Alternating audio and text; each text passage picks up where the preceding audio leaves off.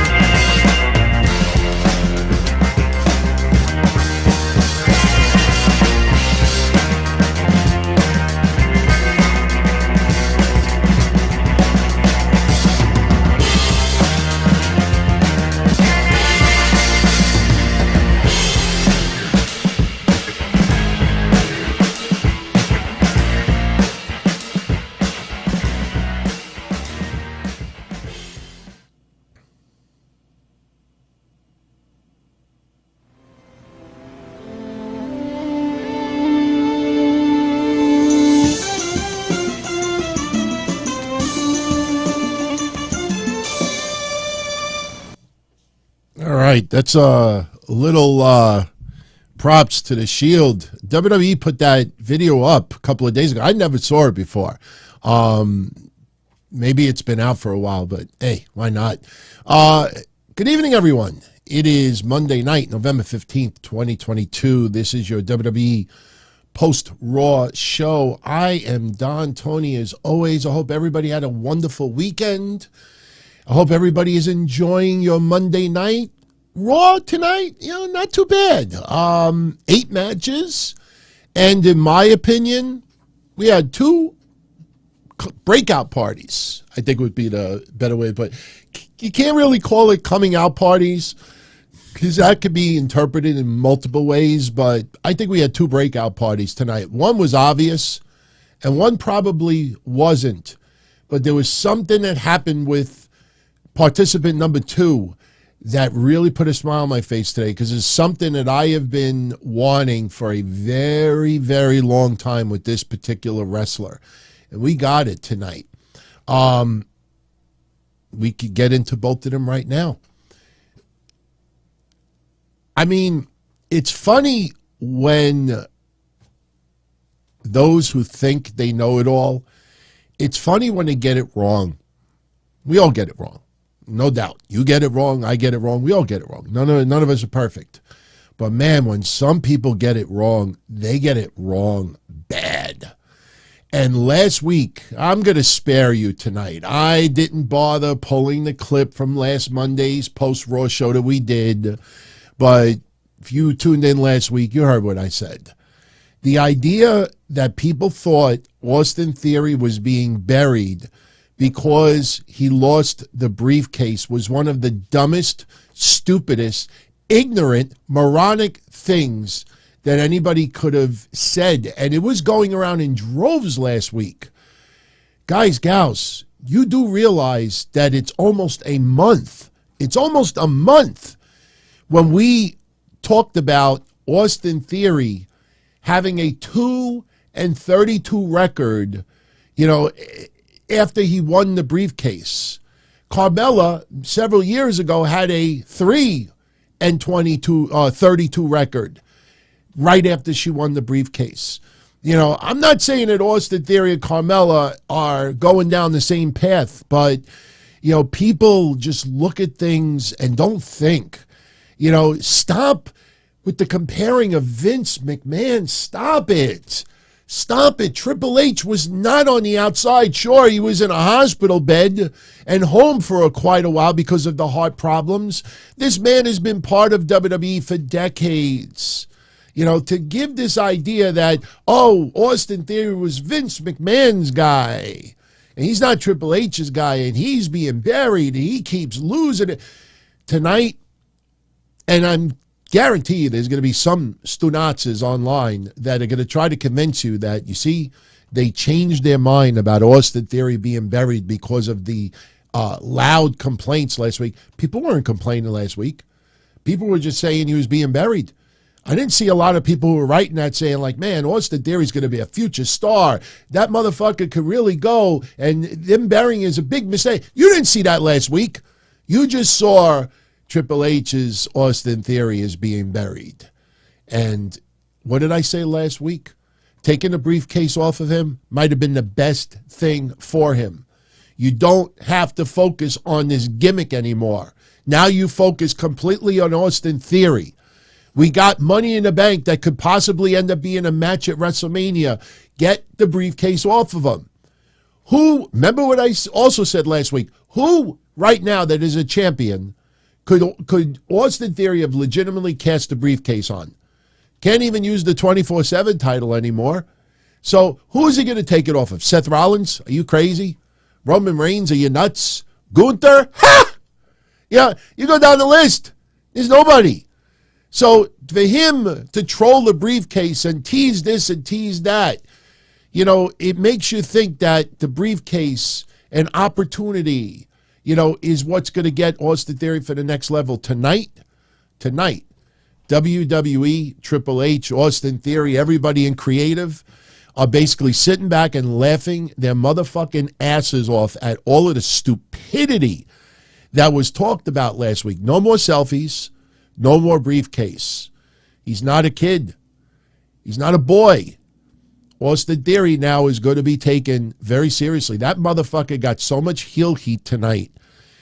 Going after Dolph Ziggler, did anybody take notice that outside of Seth Rollins versus Finn Balor tonight, there was only one other match that got a "This is awesome" chant, and that was Austin Theory versus Dolph Ziggler.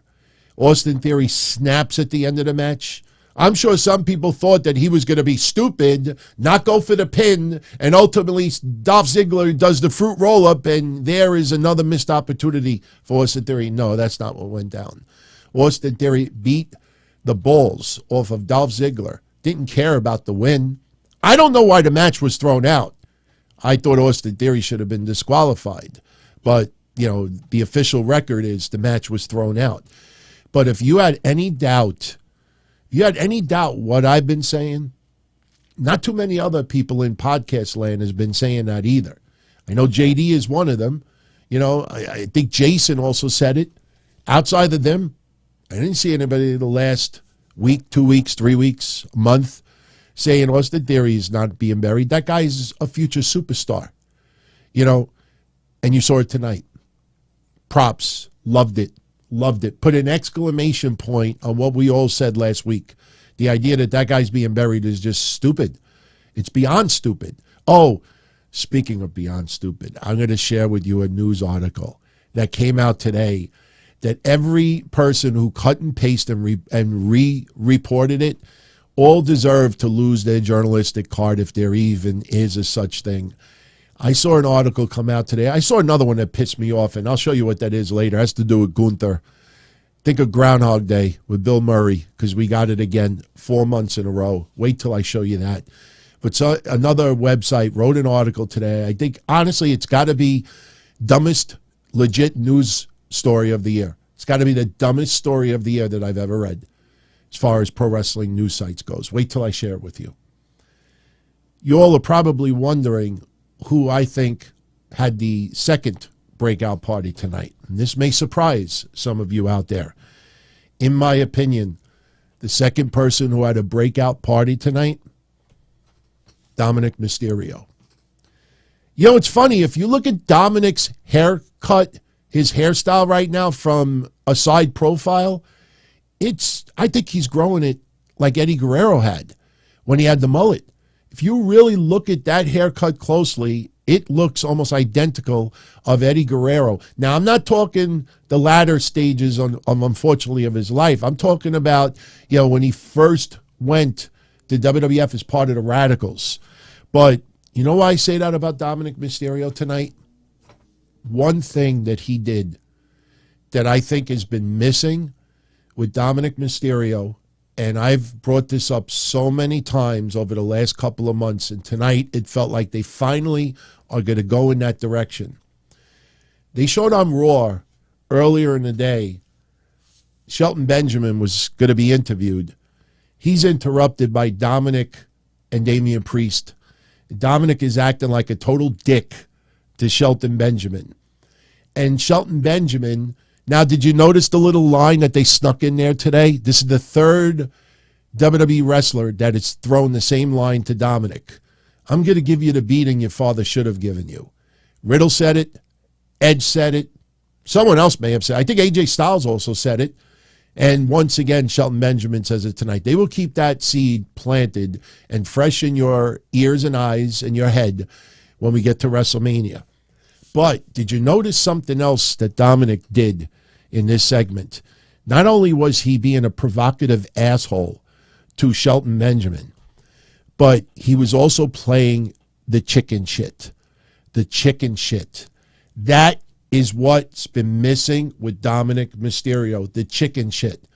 When Damian Priest went into the face of Shelton Benjamin, yeah, Shelton, what are you going to do, Shelton? Yeah, Shelton. Yeah, what are you going to do now? And Dominik is literally hiding behind Damian Priest. You know, that is chicken shit Dominik that I've been wanting forever. And tonight, I thought it flowed. I thought it was great. He had a great match with Shelton Benjamin, Shelton doing the favors for him. To me, if they continue that, that's going to turn the corner with Dominic Mysterio. You know, hiding behind Damian Priest, hiding behind Finn Balor. Come on. What are you going to do about it? Come on. Putting Rhea Ripley in front of him. Chicken shit Dominik is going to make the fans want Dominik to get his ass kicked even more. Oh, man. I loved it tonight.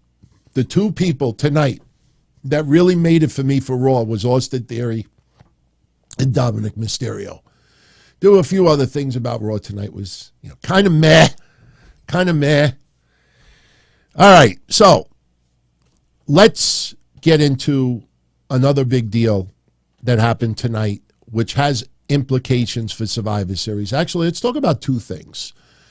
One of them, you know, I mean, if you followed the news sites tonight, you learn that a lot of people know how to use Google, you know, because unfortunately they're not doctors. They do a quick Google search. Oh, there's my answer. And they act like they know everything. All right. Implication number one when it comes to Survivor Series. Over the weekend, Kevin Owens suffered a pretty serious knee injury. Luckily, it's not a tear. But all the reports coming out of this weekend is that Kevin Owens has a sprained MCL, cannot put any weight on it, is icing it, and has to, you know, a weight-bearing injury as a pro wrestler, you know, it is horrible. I mean, you know, if you have it, look at, you know, Jey Uso, you know, Jimmy Uso. You look at, you know, with the wrist and everything. You look at others, you know, you have certain injuries somewhere else. You know, you can kind of, you know, handicap it a little bit, or you could kind of work around it. When you're talking about someone, Kevin Owens, and listen, he's not a, you know, lightweight. Weight bearing on that knee, on that leg, is a big deal. Now, when I said Google search, if you look around with sprained MCLs, you know, a very light sprain, 1 to 2 weeks. Problem is, 1 to 2 weeks is for a normal human being. Someone that might walk to their car and walk to the bathroom, and, you know, and that's it. Not someone who's going to fight as a pro wrestler in the ring at War Games at Survivor Series. More realistic is 4 to 6 weeks. That is usually the turnaround time. And on top of it, you know, you could injure it even worse. You know, sprained MCL is no joke. Of course, I am hoping that it is extremely minor, and you never know. Maybe he could appear at Survivor Series. The problem is this. We only have one Raw episode left before Survivor Series. There has been no hint of Kevin Owens and interacting with Sami Zayn or anyone else in the last month. So in the back of our minds, we think the bigger picture WrestleMania is Sami Zayn, Kevin Owens versus the Usos. Kevin Owens does not have to be in the War Games match. I still think Sami Zayn is going to be the one to get pinned at Survivor Series. I'm starting to change my mind, though, because of the trademarks that WWE just did. And by the time they start releasing this merchandise, and it's probably going to have a ship date going into December, WWE is not going to have the bloodline turn on Sami Zayn that quickly. So, by next week, I may have a total difference of opinion as far as who gets pinned at War Games. But here's the deal. Kevin Owens never has to be in that match.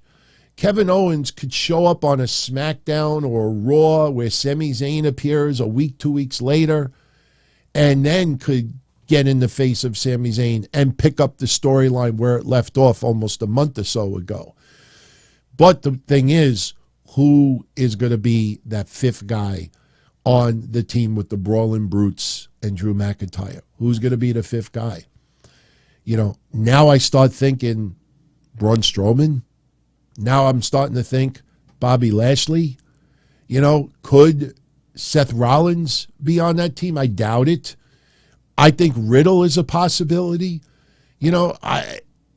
But we all agree Kevin Owens was the perfect person to put in there. Now, obviously, they cannot announce Sami Zayn in the match yet. Not because of the World Cup, because as far as I know, I don't believe the winner of the World Cup faces GUNTHER at Survivor Series. I haven't seen WWE write that anywhere. That feels like it's going to be a main event on an upcoming episode on Fox for SmackDown. So Sami Zayn could be in War Games and still advance in the World Cup. The thing is, though, is that it is expected that the Brawling Brutes are going to get involved on this Friday SmackDown, and something could go wrong, costing Sami Zayn the win, and Sami Zayn insists on being in War Games as a result. So it's not necessarily him advancing in the World Cup, it's the storyline as to why Sami goes into the match. So we got to give a little time, wait and see. I mean, by next week we'll know. But it's not going to be 4-on-4. It's not going to be 4-on-4. We talked about this before. You're not going to have 5 women against 5 women and then do 4 men against 4 men. It's uneven. WWE is going to do it across the board, 5-on-5. So Sami Zayn will likely be added, and who is going to be on Drew McIntyre and the Brawling Brutes' team. So we will know soon. Now, I think the bigger story is what went down tonight on Raw. Now, tonight on Raw, going into tonight's episode of Raw, this was the current teams for the women's side at War Games. Now, I found it cute how WWE took the 2 women on Team Bianca, or as Wade Barrett says, Bianca. It's funny how now they're on opposite sides of the thumbnail.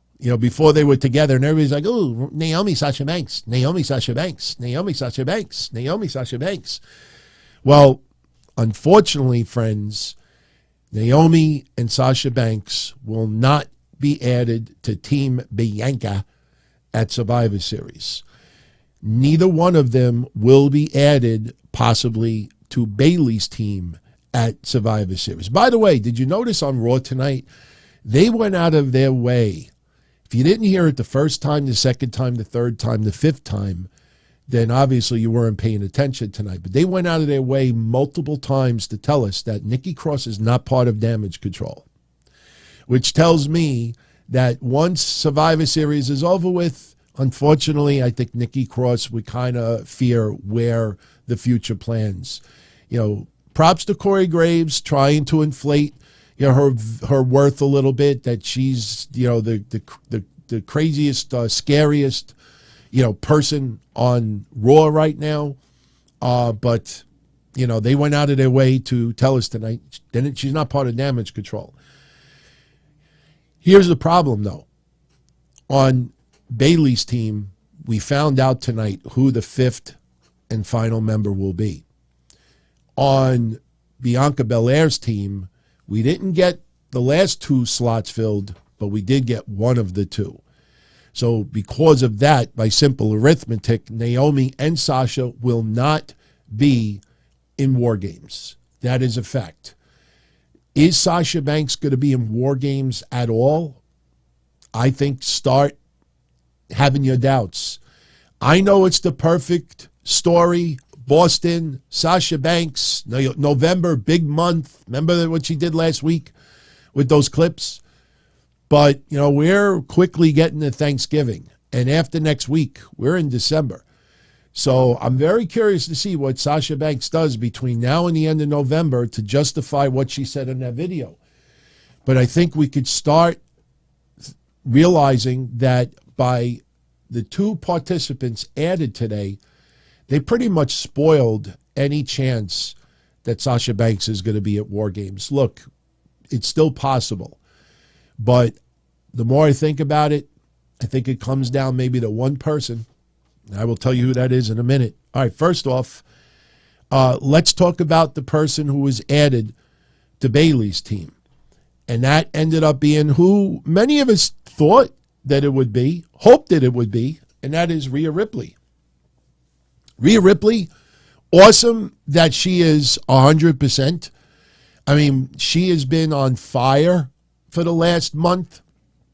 Judgment Day, I can't put my finger on exactly the moment where they really, really turn this shit to the next level, but they are on all cylinders right now, and Rhea Ripley might be my current favorite female on the Raw roster.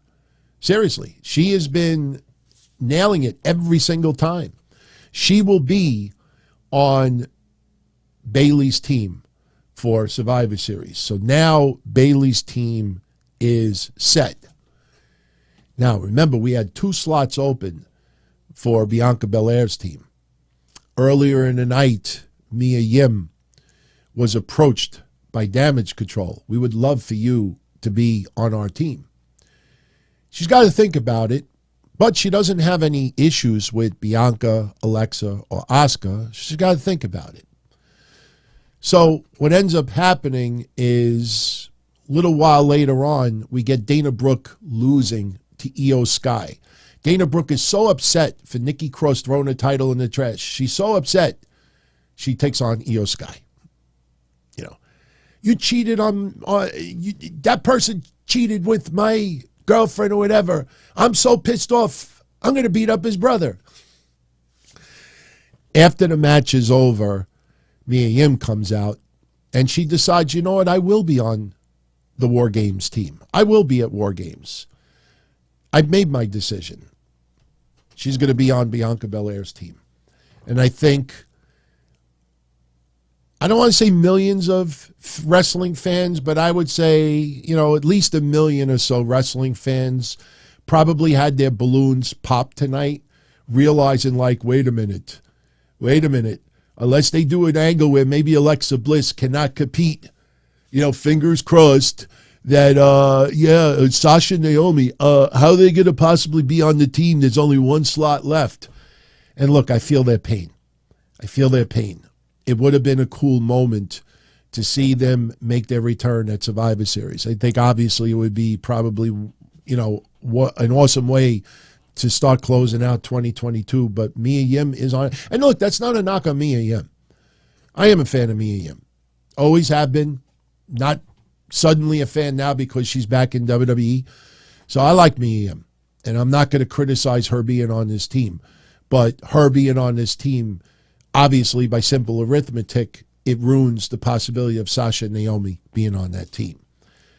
So now the question is, who ends up being on this team? I'm looking at some super chats that came in. I saw somebody sort of asked a similar question. So who is this? I want to shout somebody out. Big Sal with the 10 spot. Thank you very much, my friend. Reading your show title and show topics, if you are right, who takes the final spot for Team Bianca at War Games? I think WWE may have given us that answer tonight. Because for some reason, they did it a month ago. They might have done it 3 weeks ago, but for 2 of the last 3 weeks, they didn't mention it. Found it really odd that they mentioned it tonight. And that was the reminder of Edge versus Finn Balor, I Quit, and how that match ended. And now I'm starting to think to myself, with Rhea Ripley being on Team Bayley, could we possibly get Beth Pheonix as the last member on Bianca Belair's team? I know a lot of you out there are also thinking Charlotte Flair. And I would love Charlotte Flair to make her return. Here's my problem with it. Think about Charlotte Flair. I'm one of her biggest fans, obviously. So this is not throwing shade on Charlotte Flair. But do you think Charlotte Flair, it's right up her alley to be going balls out for War Games? You make your return after all this time. She has no issues right now with Dakota Kai, Io Sky, Bayley, Nikki Cross. You know, of course, she has a little history with Rhea Ripley, but not to the level that she's got to be part of War Games. I can't see Charlotte Flair returning, going right into War Games. Then I start thinking to myself, man, you know, what if it ends up being like Liv Morgan? Liv Morgan's been doing all this crazy shit lately with the hardcore stuff. Who would you want to be going to war? So look, do I want Liv Morgan on that final spot? No. Would I be fine with Beth Pheonix in that final spot? Yeah. But would Beth Pheonix do as much as we think she would do at War Games? If anybody wants to go to war, it's got to be Beth Pheonix after the concerto that she took. So I'm going to go with Beth Pheonix. It's probably going to be wrong. Now, just a reminder, I'm going on vacation next Wednesday, the day before Thanksgiving. I will not return until Sunday afternoon. There will be a show Sunday night here, and we're also going to do a little recap of Survivor Series Sunday night. Yes, it's the day after Survivor Series. Don't worry, there's about 50,000 podcasts that will be online Saturday night, live right after Survivor Series, talking about it. So we'll have 24 hours to digest it, think about it, get, our thoughts straight, and then we'll talk about it Sunday night. But I am going to do predictions next week. I plan on recording a predictions show of Survivor Series next Tuesday, and I will release that online Wednesday afternoon for everyone to enjoy. I was thinking about releasing it later in the week, but Survivor Series is Saturday. Predictions are worthless if you do it the day before. So I will do predictions next week. Hopefully by next Monday's Raw, we find out who that fifth and final person is on that team. Now, remember also, on Raw tonight, they did a stipulation. And thank you again, Big Sal, for that. They did a stipulation that next week on Raw, a member of Bayley's team will take on a member of Bianca's team. Whoever wins that match will get the advantage for War Games, the 2-on-1 advantage. So that is going to be a big part of next Monday. Maybe at that point we find out who the fifth person is. Don't know. But trust me, whoever that fifth and final spot will be, it'll be somebody pretty prevalent on the main roster. It's not going to be an unknown. It's not going to be an NXT star. It's not going to be someone who has a very mild return. It's not going to be Emma. Nothing against Emma. It's going to be somebody substantial. But I mentioned Liv Morgan because Liv Morgan is over with the fans, and she has been doing all this crazy shit. So it almost seems like it would make sense. But we'll know soon enough. Ain't going to be Dana Brooke. Nothing against Dana Brooke, but come on. It's not going to be Dana Brooke. All right. So let's fill in the blanks from Raw tonight. Moving right along. We had 8 matches tonight. Nothing too long. Main event went quite a bit of time. But a lot of the matches, short, but I think they did enough. Look, Corbin versus Tozawa surprised the shit out of me tonight. I expected it to be a squash. Now, it turned out to be a very competitive match. It might have arguably been Corbin's most competitive match since he has returned. How this all went down, yeah, we had skits tonight. Early in the night, we see Baron Corbin and JBL. They're playing Texas Hold'em with some guy that looks like a wannabe from the Brawling Brutes. And he's got no chips. Everyone, take note. All his chips are gone. So he loses all his money, and he is done. So, of course, we got to make it feel a little bit like 80s sitcom. So who sits down? Akira Tozawa. And JBL's like, you know how to play poker? And Tozawa's acting like he don't know how to do shit. Look at all the chips on Baron Corbin's side. Not even JBL hardly has any. And JBL's like, hey, your money is good to go over here. So to be continued later on tonight. Can you guess what happens next? Yeah, it's like a bad old school TV sitcom. What was the TV show? I mean, they did it so many different times. What was the TV show that somebody's wife, I think it was? What? Oh, I can think of one. I saw it not too long ago. Married with Children. I think, wasn't it Al Bundy's kid? Wasn't it the daughter? That she did, Pumpkin, you don't know how to play cards, and she started like wanting to do shots and everything. It's been done so many times over the decades, but sure enough, yeah, Tozawa ends up with all the money, and this results in Corbin starting to get desperate. Corbin starts to cheat. Corbin claims he's got 3 kings, 3 aces. He ain't got shit. Tozawa yells like he got his penis stuck in a zipper. Cheetah! Cheetah! Tozawa wants a match with Baron Corbin for cheating. So Tozawa's counting his winnings. He laughs. He leaves. They have a match. The match was very competitive. Actually, was pretty entertaining. Corbin gets the win, but Tozawa got quite a bit of offense in there. This actually was a much better match than you would expect. So, yeah, so technically, Larry, Corbin is broke again. We're not going to see any skits of what Tozawa's going to do with all that money. By the way, Tozawa's a dumb schmuck because if you saw that segment, he grabbed like some of the chips and the money and he ran off and he left a whole giant stack there. You know, I would have just immediately thrown that shit in my pocket. So that was one match that we had tonight. We also had Bobby Lashley versus Mustafa Ali. And the show opens up tonight with Seth Rollins. I tell you, Seth Rollins' hair is getting blonder and blonder over the last 2 weeks. Man, that hair was like puffed tonight, out of control. I mean, oh my God, is his hair suddenly gotten like unbelievably long? I'm not complaining, but Seth comes out. He's touting his United States Championship wins and recent defenses. He brings up Theory's failed cash-in last week. The crowd is chanting, that was stupid. That was stupid. So Seth Rollins now, because he's the U.S. champion, this is the top prize on Monday night. Seeds planted, everyone. Him mocking Austin Theory. Big mistake. Him reminding everyone his title is the most important title on Raw right now. Seed planted. Austin Theory at the end of the night would take both those seeds and add water to it.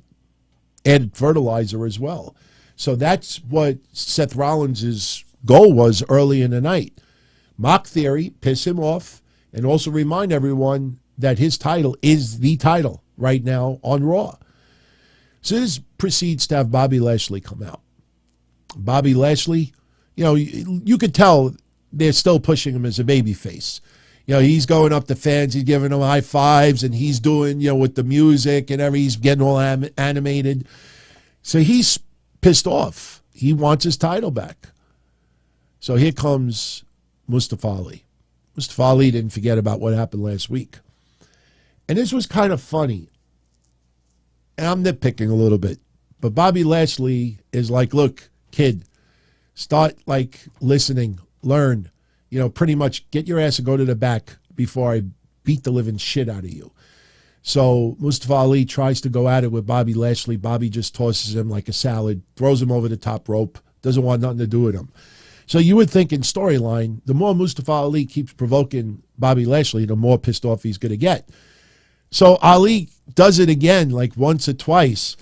And then Bobby Lashley, you could tell this was a fed line. He gets on the mic and he's like, either you're stupid or you have a lot of guts. Anyone's going to have a match. So Bobby Lashley is fine with having a match, but the story of the match was Ali got a little bit of offense, but Lashley was dominating. Lashley doing the same thing he did about a month ago. Ali won't stay down, and he's got that look on his face like, why won't you stay down? You know, Ali, tough as leather. Why won't you stay down? I loved the line that Corey Graves said tonight when Bobby Lashley had the upper hand on Ali and was kind of toying with him. Corey Graves made a remark, and he said the Almighty is playing with his food. I don't know if I've ever heard a commentator ever say that on wrestling, but that is an awesome fucking line. You know, us as kids, we play with our food, but it's like Bobby Lashley, he's playing with his food. He's playing with, I loved the line. So ultimately, Mustafa Ali loses. Didn't tap out, though. You know, Bobby Lashley gives him a spear, hurt lock. You know, Ali is fighting and fighting, but he pretty much is unconscious. Referee calls for the bell. Bobby Lashley gets the win. So that's pretty much what we had. Mia Yim in the back with the OC. And talking about her coming to settle the issues, you know, their Rhea problem. It was funny, Luke Gallows was trying to take credit for it because he's great with the ladies. So Mia Yim is going to have a match. She pretty much tells the OC, stay in the back.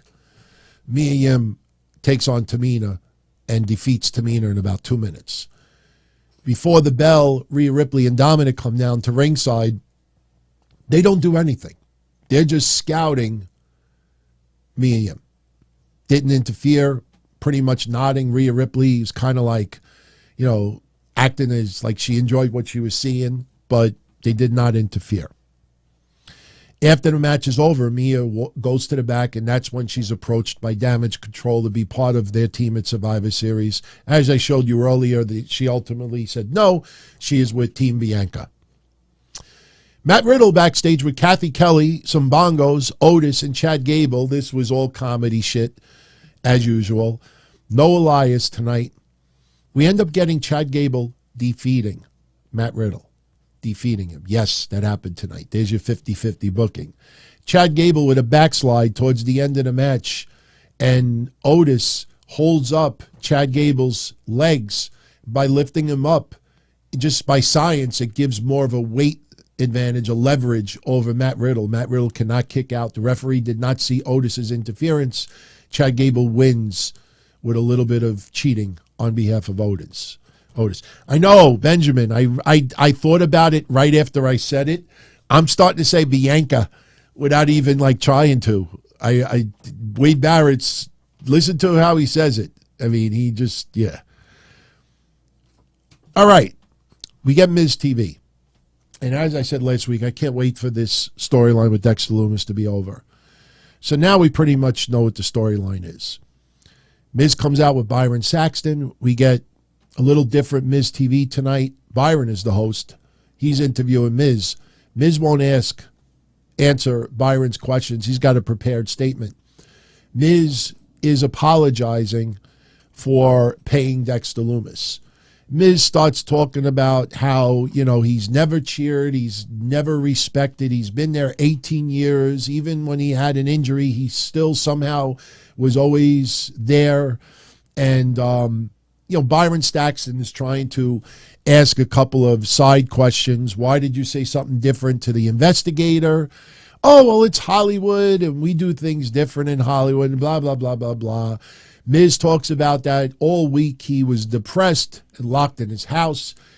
Johnny Gargano comes out, and he's like, you know, you're a perpetual liar. You weren't in your house. You were in Cabo or something on vacation. And Miz like, how do you know that? And Gargano's like, your wife posted pictures on Instagram. So, you know, it's basically Gargano's calling him a compulsive liar. Miz ultimately sarcastically says he's sorry. Johnny Gargano reveals that he talked to WWE officials And in 2 weeks, not Survivor Series. People think Survivor Series because that's technically in, 12 days? No, 2 weeks from tonight.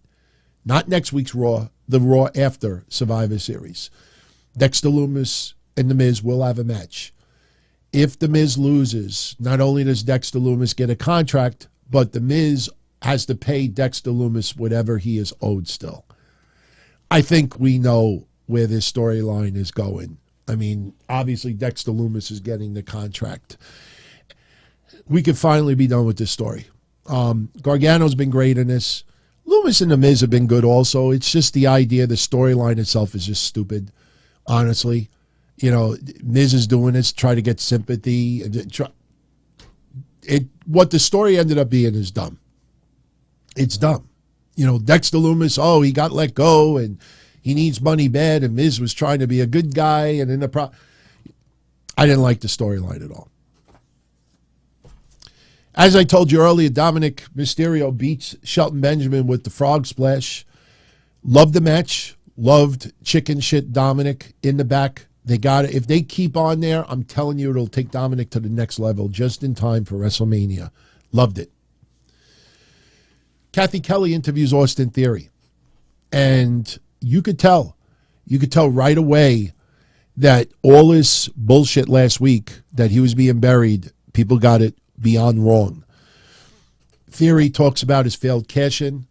Nobody understood him and the pressure he's been under. Touting, everyone touting that he's the next big thing. They didn't mention Vince McMahon. And he says that everybody hates him because they can't relate. They wanted him to fail. And even though he lost the briefcase, he feels more alive than ever. He talks about Roman Reigns being unstoppable, but the bloodline is always there. And every time Theory tried to cash in, there was always someone there to interfere. He brings up Tyson Fury at Clash at the Castle. He brings up what happened with Bobby Lashley. And Austin Theory is interrupted by Dolph Ziggler. Dolph says, worst cash-in ever. Ziggler reminds Theory that he had the best cash-in ever, and Theory is always full of excuses. Theory is fed up, pissed off, challenges Dolph Ziggler to a match. They have a match. Excellent. Fans loved it. Other than Seth versus Finn, the only other "this is awesome" chant for the whole night. But we don't get an outcome. As I told you earlier, Theory hits the A-Town on Ziggler, but decides not to go for the pin. He wants to brutalize Dolph Ziggler a little bit more. Hits another A-Town.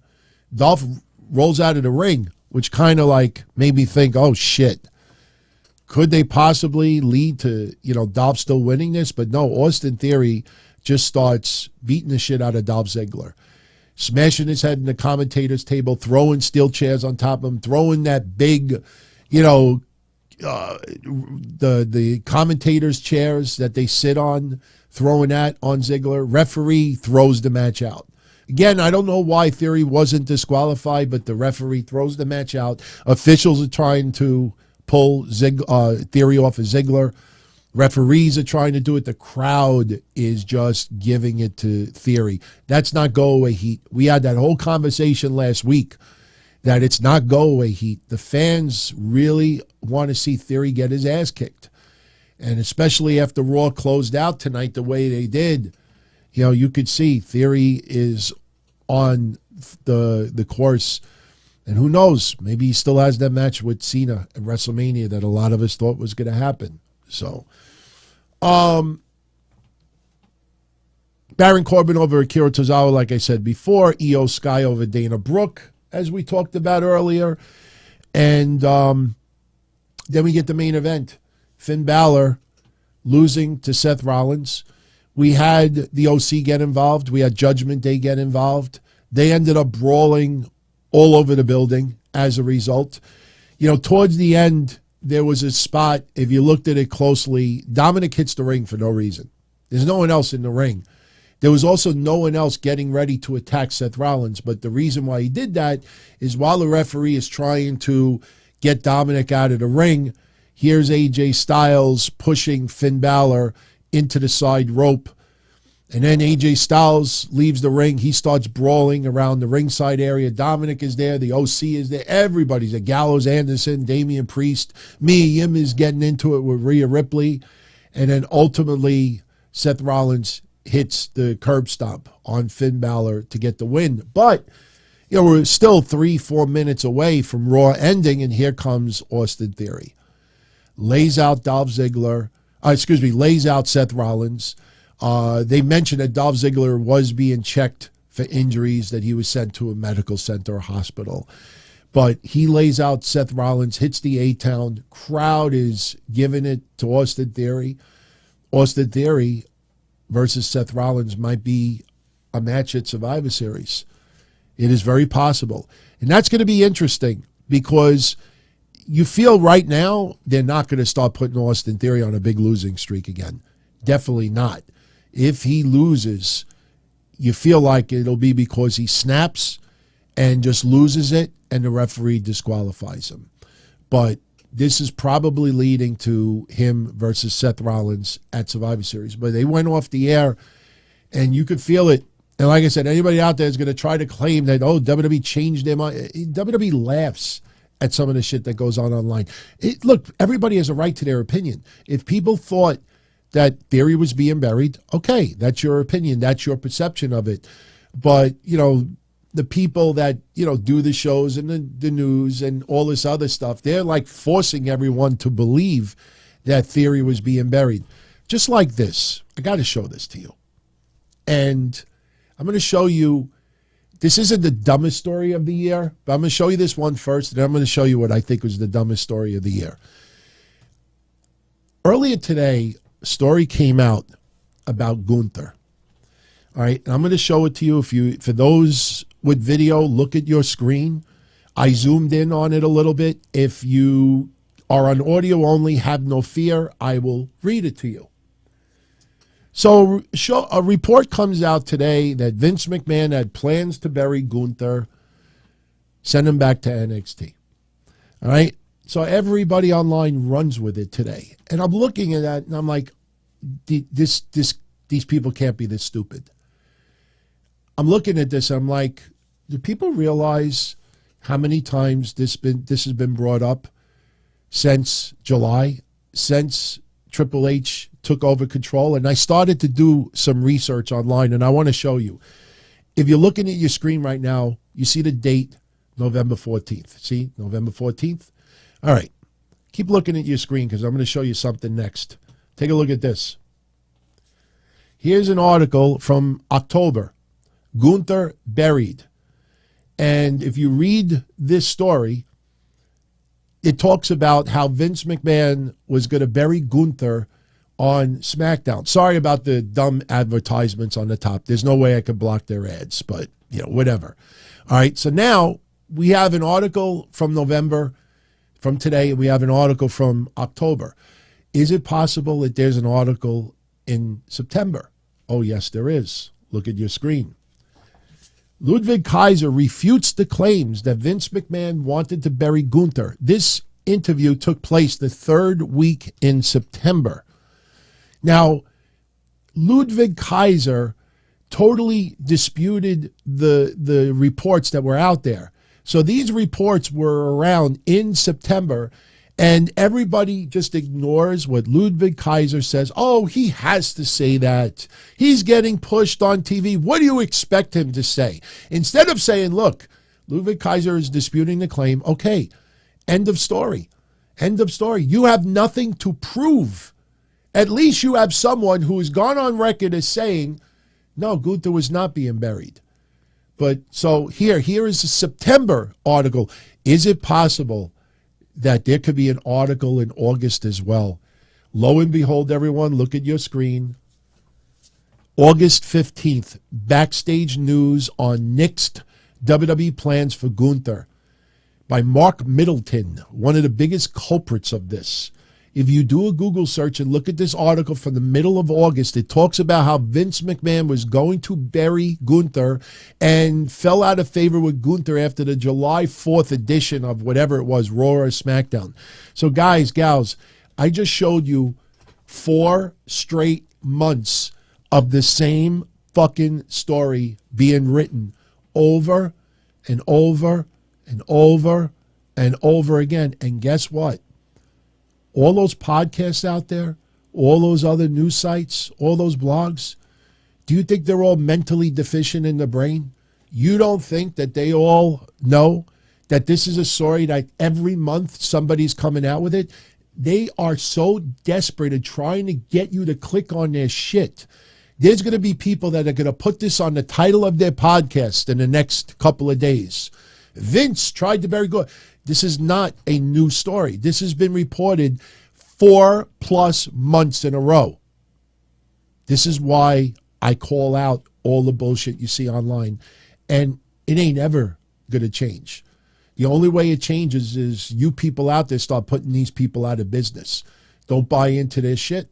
Stop paying them. Stop giving them ad revenue. Stop fucking buying into their crap, because you're going to see all these people in the next couple of days using this story, saying, oh, and then you're going to realize 4 fucking months in a row, the same fucking thing has been out there.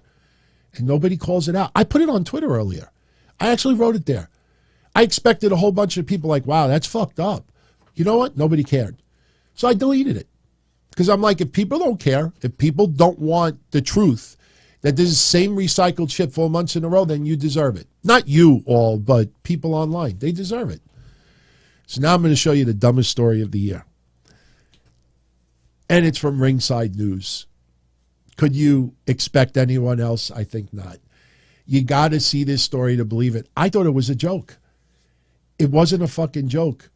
This goes to show you that so many people out there, their only job, their only source of income for most of their young adult life is streaming. Like, I don't think any of them, that do this dumb shit have ever had a real fucking job. Look at this article that I'm going to share with you right now. You'd see it to believe it. You ready for this one? This is a legit story, everyone. Ringside News reported today that Vince McMahon expected employees to work on their birthdays.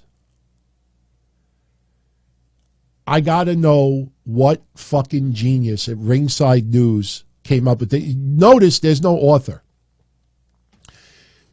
The evil Vince McMahon was going to have people work on their birthday.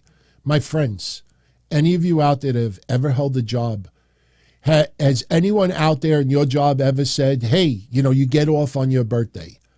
If you request your birthday off, which people do, hey, it's my birthday, can I take the day off? That's different. But it's not a federal holiday. And this is how hard they're trying to make Vince McMahon appear to be the evil person.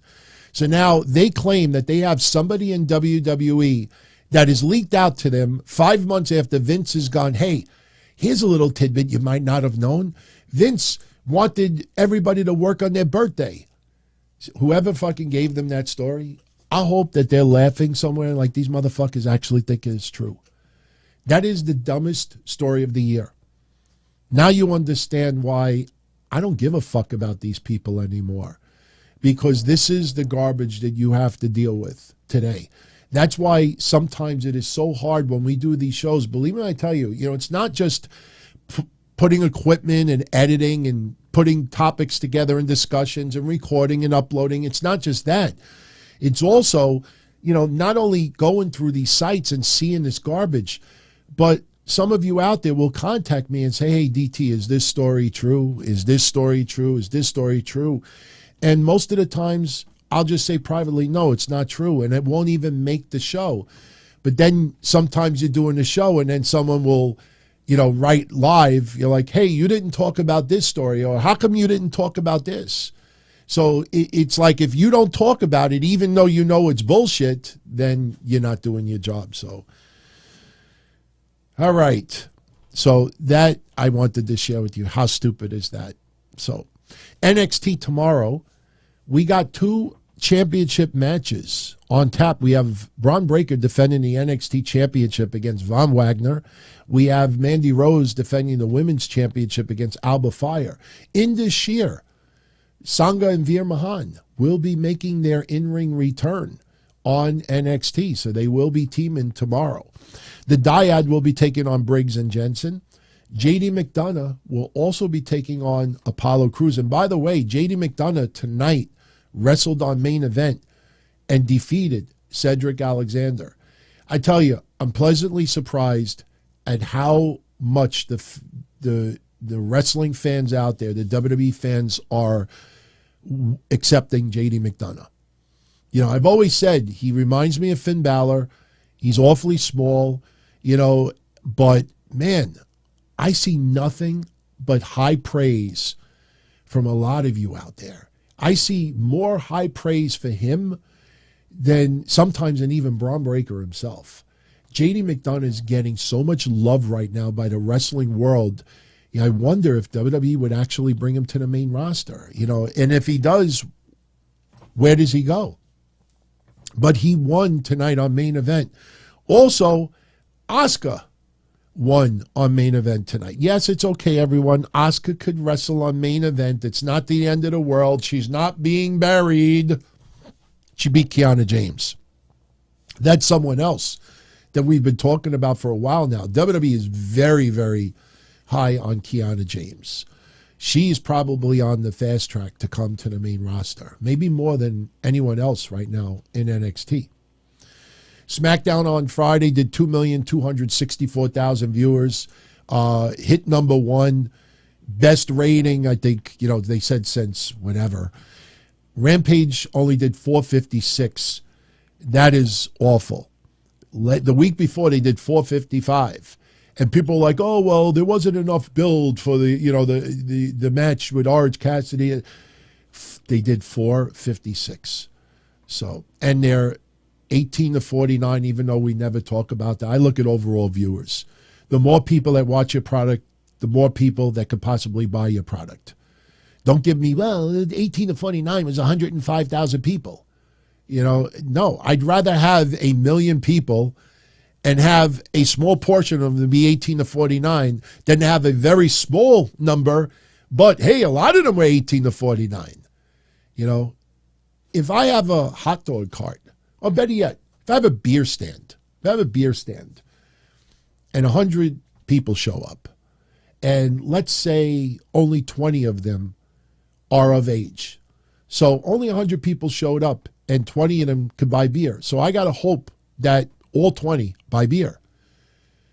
Or would I rather have 1,000 people show up, and yeah, with 100 people, 20% of them could buy beer.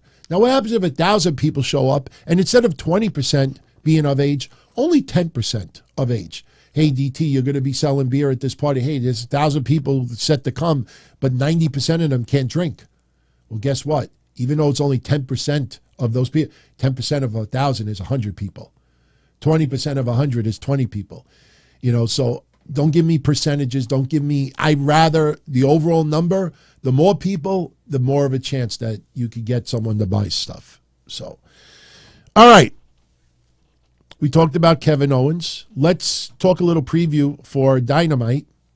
Dynamite, this is the go-home Dynamite before Full Gear. Right now, Full Gear has 8 matches announced.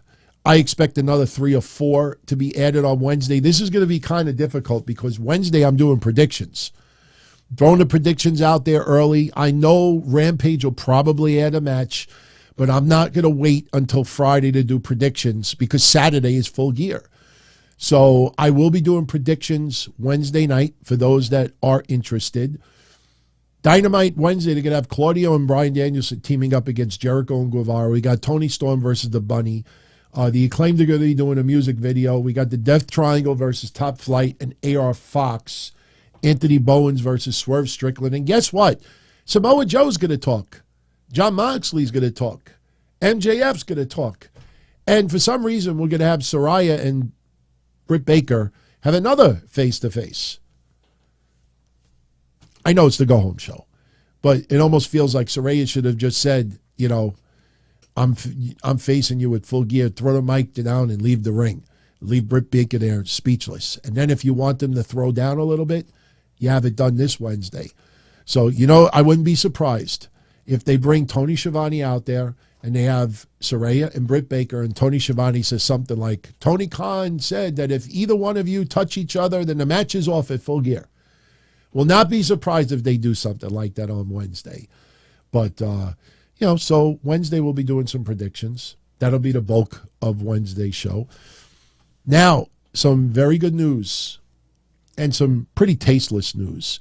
I don't know if you all heard about it over the weekend, but at a WWE house show in Peoria, Illinois, some old lady, not very old, I heard she was in her 60s, she threw a drink at Scarlett, a full beer, and totally doused her with beer when she was valeting at ringside for Karrion Kross.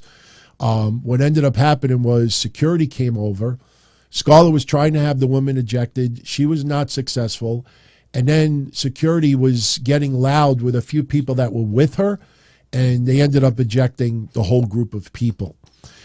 Now, I want to just save you some time and energy. If you're going to go around online, you're going to see places reporting that they have exclusive video of the incident of Scarlett getting hit with a drink. Don't even waste your time. You click on it, and what it is somebody on the other side of the arena filming people walking up the aisleway and the stairs. You can't see them. You see, like, on that banner, you see, like, the letters Championship Wrestling. The heads of the people in the video are about 1/10 the size of that. You can't, there's nothing. You don't see the incident. All you see is some people being escorted out. You can't identify, you can't see nothing. It's the other side of it. It's just garbage. It's 6 seconds that you wish you had back. It's nothing but clickbait, everyone. Nothing but clickbait. Now, two other things we're going to get into, and then we're going to get out of here. First, two very quick shout-outs. Ronnie C., thank you for the $10 super chat. Props for calling out the BS last week that Theory was being buried. As I wrote in the chat room earlier, thanking you, I'm just doing my job. I think some people just don't think of the bigger picture, and Theory is going to be a long project in development. And I like what I see. And the crowd reacting, indifference. Remember what I've always said, indifference is the worst thing you could have as a pro wrestler. Doing things and getting no reaction, good or bad, it's the worst thing that you can have. When the fans don't react to anything you do, that is the worst of the worst. To get a reaction is extremely important. That's what I was saying about the Jade Cargill stuff last Wednesday. Jade Cargill thinking that every woman on the roster could get a 5-star match if given the time. That I don't think anybody should be worried about 5-star matches. Worry about the fans fucking eating up your shit. If you're a heel, have them boo you out of the building. Have them get so angry that they want to see you get your ass kicked. Not personally. And if you're, a fan favorite, you want that crowd to erupt. Anything you do. All right. So thank you for that, my friend. Shout out to Eddie K., who you all know as Xylot Deems on Twitter. I'm actually wearing his shirt tonight. Coincidence. He says, Don Tony signs return this weekend at the Impact tapings. I appreciate it, Eddie. I will definitely be on the lookout to see those. Much love. I still got your sign somewhere. I don't know where it is right now, but trust me, it's around. Thank you, my friend. Have a good time, by the way, at Impact. Now, I got two more things for all of you out there, and then we're going to call it. We're going to get out of here. One story is very, very oozy for everyone out there. If you are loving all this oozy stuff that WWE is doing, well, WWE just filed trademarks for 2 terms. Oozy, and this has been up for debate. How do you spell oozy? Is it U-C-Y? Because you think of names like Lucy, L-U-C-Y. Uzi, U-C-Y. Or is it Uzi, U-C-E-Y? Now, I originally spelled it U-C-Y, but it makes sense to have U-C-E-Y because, Us. When the Usos always say Us, it's U-C-E. So the official spelling is U-C-E-Y. WWE just filed 2 trademarks, one for the term Uzi and one for the term feeling oozy.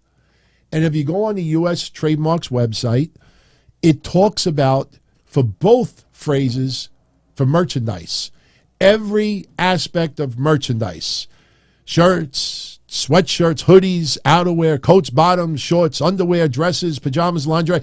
They're not going to do oozy lingerie. Hey, honey, I feel a little oozy tonight. You want to get a little loosey-goosey, my oozy? You want to play with my juicy oozy? No. When you trademark something, you have to put every possible item out there. So this way, later on, you don't get in trouble for putting it on something that you originally didn't get a trademark for. That's why you do that. So fly, David, please never say that again. Do you want to get a little oozy? Play with my juicy oozy? Let's get a little loosey-goosey oozy. So they filed trademarks for both. Now, for feeling oozy, it's a little different because actually, no, it's not feeling oozy. It's oozy. Okay? Oozy, it's also being trademarked for the categories of entertainment services, wrestling exhibitions, pro wrestlers. It talks about. So oozy is also going to be part of what we see as well. It's not going to just be merchandising. So expect WWE to start releasing merchandise for feeling oozy and oozy. You will probably see within the next week, 2 weeks tops, you're going to see them put on WWE. I wouldn't be surprised if it is this week. Don't be surprised they put on WWE Shop, whole bunch of shirts coming out with oozy.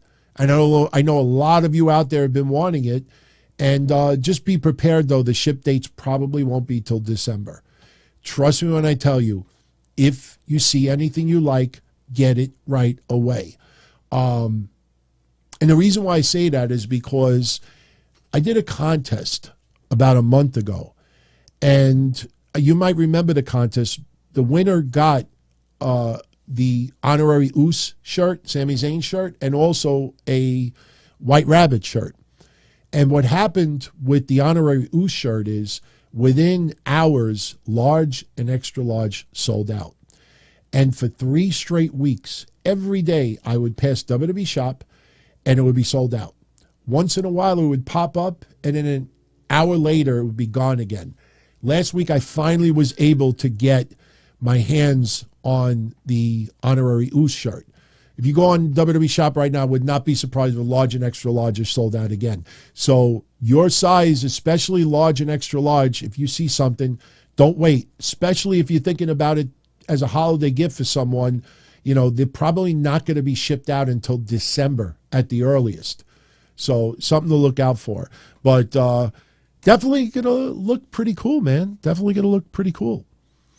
All right, one last thing, and I'm going to run through this list quickly, and this is for everybody within the United States that may want to consider going to a WWE event, and I'm going to throw this out there because WWE just released their schedule. Now, I brought this up 2 weeks ago, but I never read the list, and the reason why I never read the list is because there was actually 3 live events that I couldn't confirm.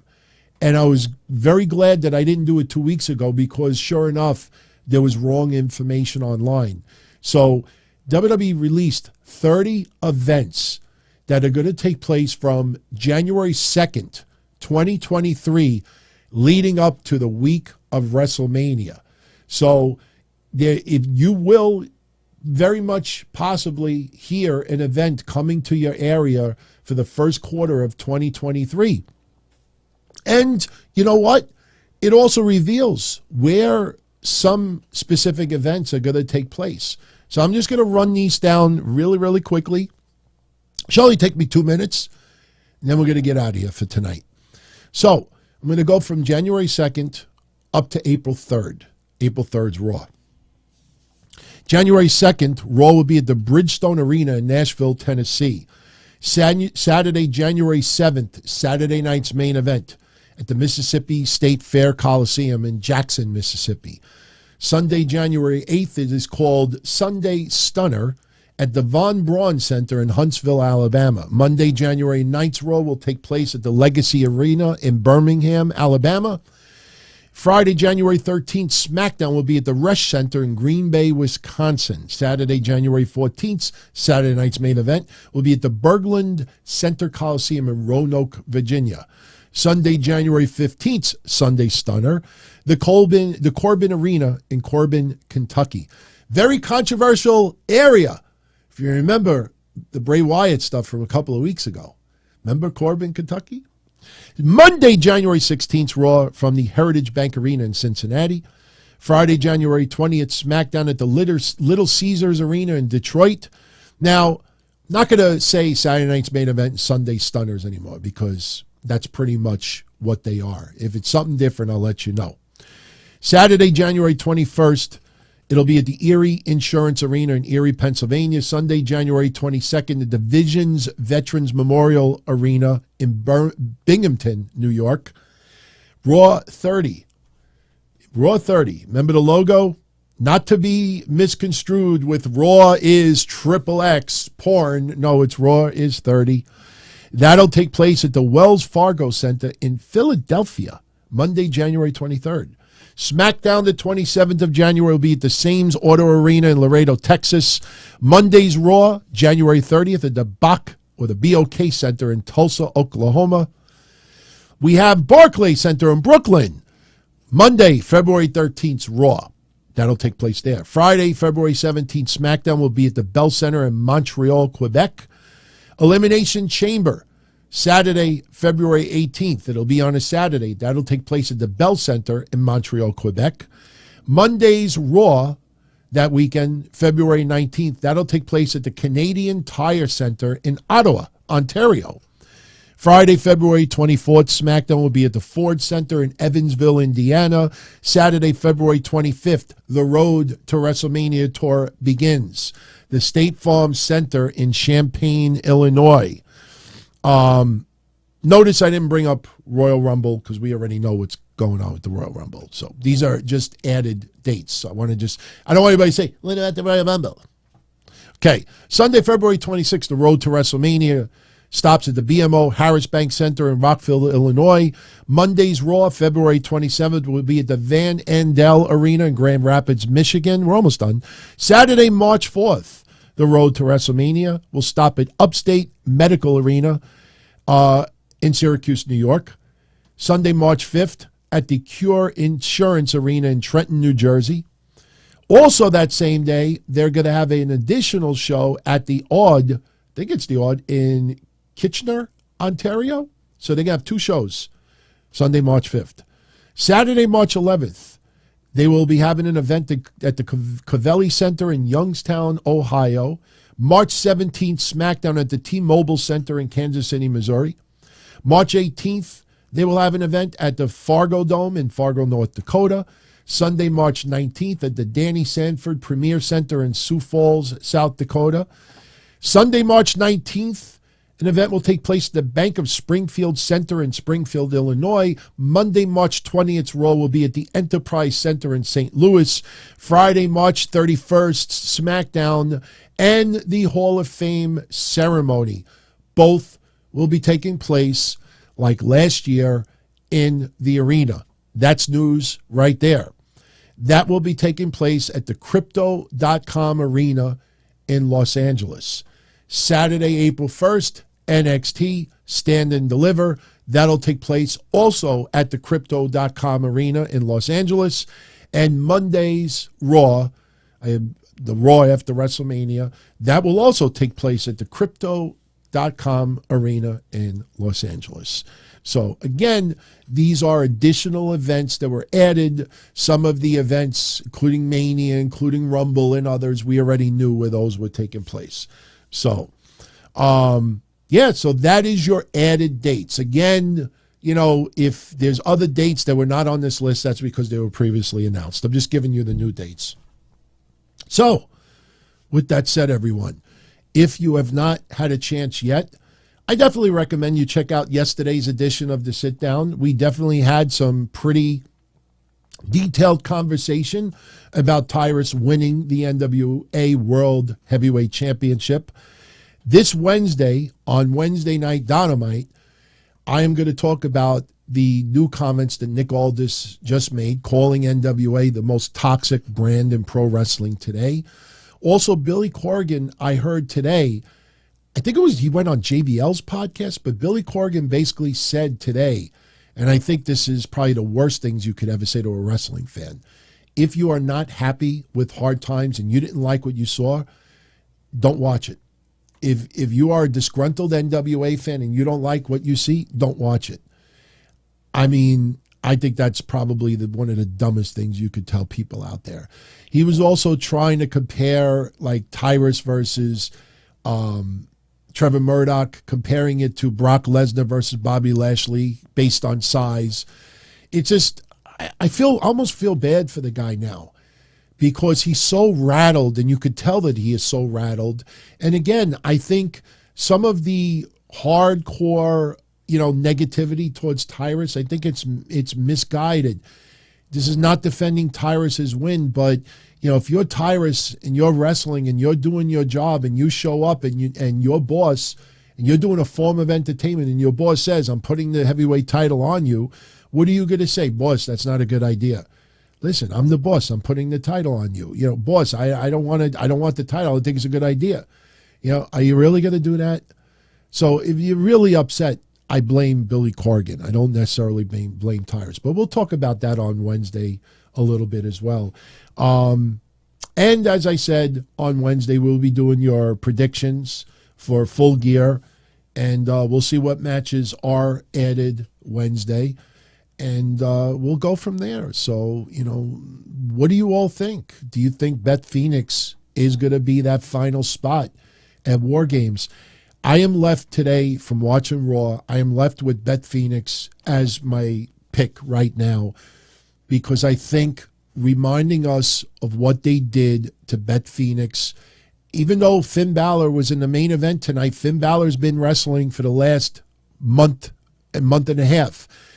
Putting that out there today was to remind everyone what the Judgment Day did to Beth Pheonix.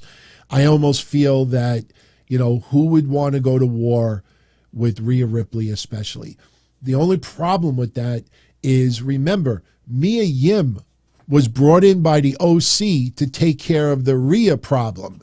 Now you're not only have Mia Yim on that team, now you're bringing in an additional person who wants revenge on Rhea Ripley. Does that overshadow Mia Yim? That might actually be a good thing. Because I know some people today were pointing out that Mia Yim got no reaction whatsoever in her match against Tamina. Again, I mean, Mia Yim, for a lot of WWE fans, she's not a household name. People remember the Retribution stuff, and they remember how bad the whole storyline was. So, there's no pleasant memories of Mia Yim pretty much in Retribution. They don't pay attention to Impact. There's a lot of people out there who obviously have not watched any minute of Impact in recent memory because Mia Yim's been all over that show for a little while now. So, we'll see what happens. But right now, my immediate reaction is Beth Pheonix. I don't think Charlotte Flair, I can't see Charlotte Flair coming back and immediately wanting to go to war with a bunch of people that she has really no issues with right now. Liv Morgan is an outside shot with all her crazy hardcore shit. Why not? If you're Bianca Belair, why would you not want a crazy son of a bitch like Liv Morgan that kind of enjoys abuse? I could picture Bianca Belair saying that next week. So, and you know what? As far as reveals also, don't forget Shawn Michaels has a big announcement on tomorrow's NXT. What that announcement will be will probably have to do with December's event that they're going to be doing, Deadline. And I think it's going to be a good week of shows. So, guys, gals, I am out of here. If you enjoyed tonight's episode, give it a thumbs up. Believe me, I tell you, it actually helps a lot more than you realize, especially when enough of you do it. You can only do it once, remember. If you are part of our Patreon, we will be doing a show tomorrow night right after NXT, patreon.com/Don Tony. I know tomorrow definitely is off the cuff, so I will post a thread on the main page so everyone has a chance to send something in if you want me to answer it. And now our Patreon is a little bit different, everyone. In the past, whenever you signed up, you would be charged the first of every month. That is no more. So tomorrow is the 16th of November. If you sign up the 16th of November, you will not be charged again December 1st. You will be charged again the 16th of December. So that is a big change. So at least everybody knows you never will lose a week or two. You could sign up anytime during the month. And again, you know, it's not a money grab, but for $5, you get hundreds of Patreon shows that have never been on this channel or made public. I know our elite YouTube channel members get the Tuesday show that I do, but remember, for all you Kevin Castle fans out there, Kevin is still on the channel. Every week, Kevin Castle does a show exclusively for Patreon.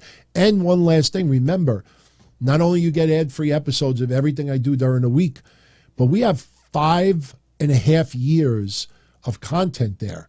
So there's easily 1,000 episodes of Patreon shows that have never been on this channel. I know a lot of you have been asking me, you know, hey, it's 3, 4, 5 years old. Why don't you make it public for everyone? No. So if you sign up, you get access to everything that we've done in the last 5.5 years. All the breakfast soup episodes that I did with Mish back in the day, they're all up there.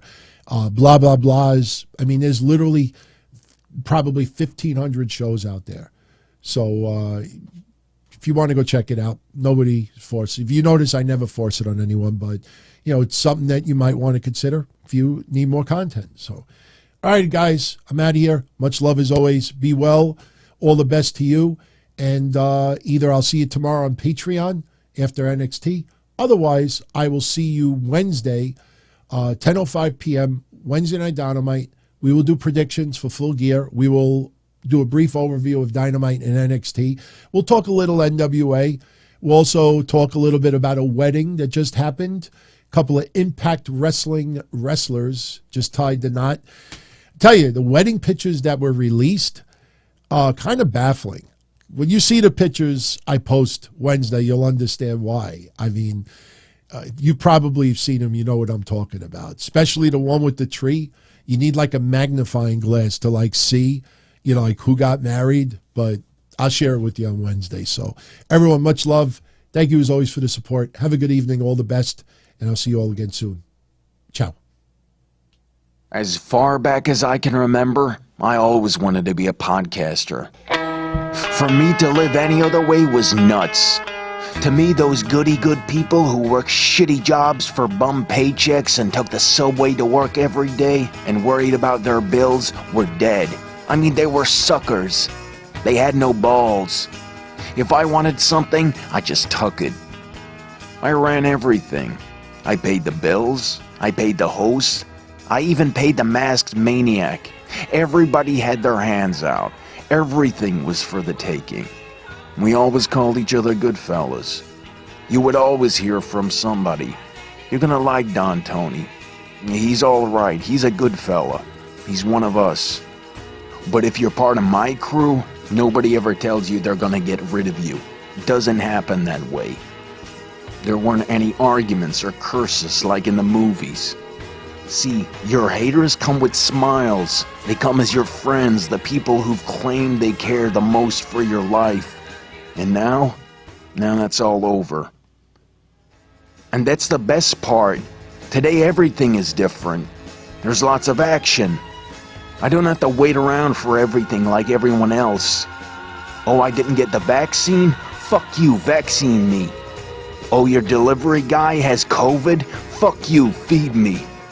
Right after I moved here, I ordered egg noodles and ketchup, and I got spaghetti with meat sauce.